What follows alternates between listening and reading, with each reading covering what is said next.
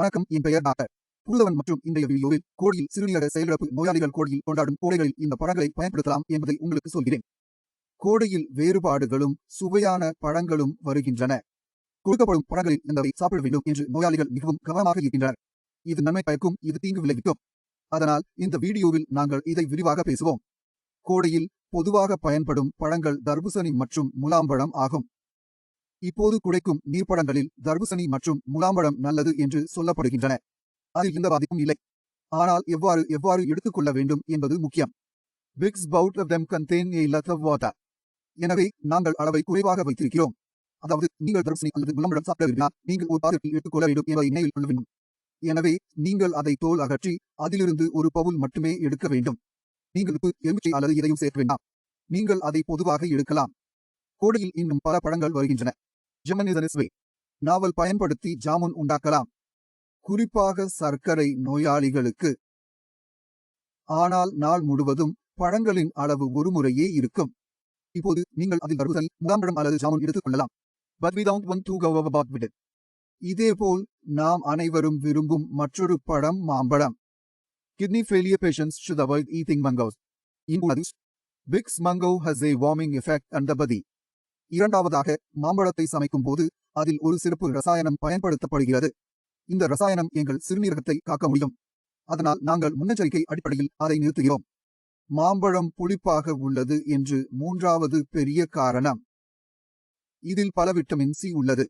இதில் நிறைய அஸ்கோரிக் அமிலம் உள்ளது. இதில் பல விட்டமின் சி உள்ளது. இவை எல்லாருக்கும் நல்லது என்று நம்புகிறேன். ஆனால் உங்கள் சிறுநீரகங்கள் வேலை செய்யாத போது உங்கள் ரத்தம் அமிலமாக தொடங்குகிறது என்பது புரிதலாகும்.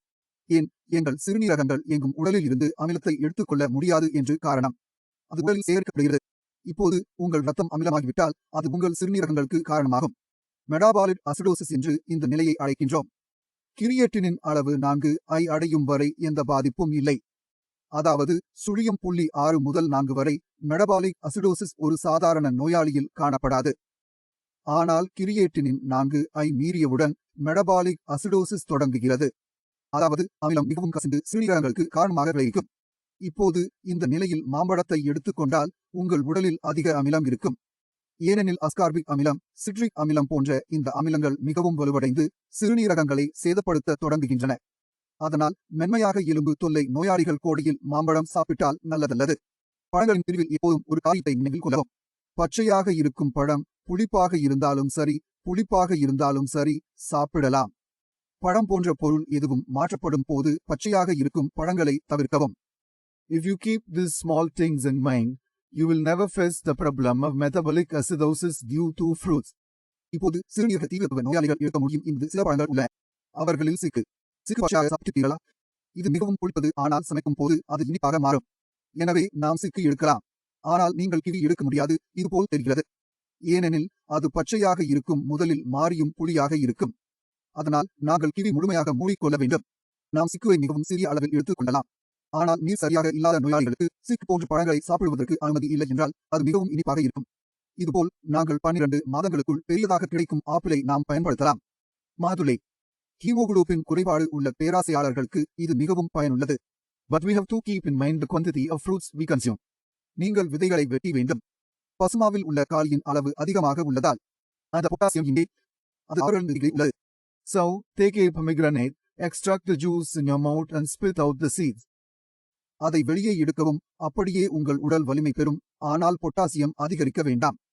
இப்போது கோடையில் நாம் பொதுவாக காணும் ஒரு பழம் கிரேப்பாகும். நீங்கள் திராட்சையை முற்றிலும் தவிர்க்க வேண்டும். Bigs they have similar issues as mangoes. மூல திராட்சை புளிப்பு, சமைக்கும் போது இனிமையானது, எனவே அவற்றில் நிறைய அமிலம் உள்ளது. கிரேப்புகளை முழுமையாக தவிர்க்க வேண்டும். நீங்கள் தவறுதலாக திராட்சை சாப்பிட வேண்டியதில்லை.